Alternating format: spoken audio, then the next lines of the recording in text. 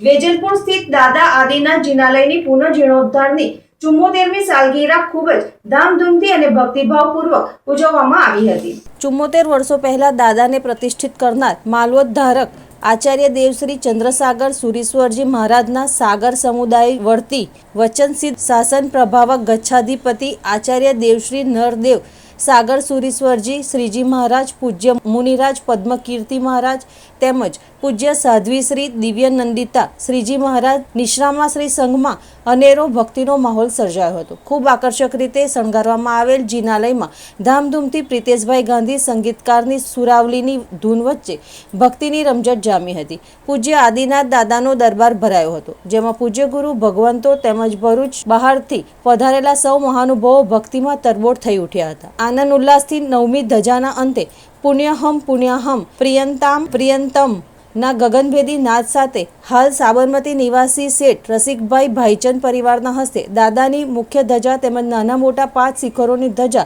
અન્ય લાભાર્થીઓ દ્વારા ચડાવવામાં આવી હતી। ધજા આરોહણ બાદ પૂજ્ય ગુરુદેવે મોટી શાંતિપાઠ સંભળાવી શ્રી સંઘને આશીર્વાદ પાઠવ્યા હતા। આજરોજ શ્રી સંઘના મહાનુભાવોએ પૂજ્ય ગુરુ ભગવંતની પ્રેરણાથી વિવિધ ક્ષેત્રોમાં સારામાં સારો લાભ લીધેલ હતો। સમગ્ર કાર્યક્રમને સફળ બનાવવામાં વેજલપુરના દરેક સભ્યોનો ખૂબ જ સરસ સાથ સહકાર મળ્યો હતો।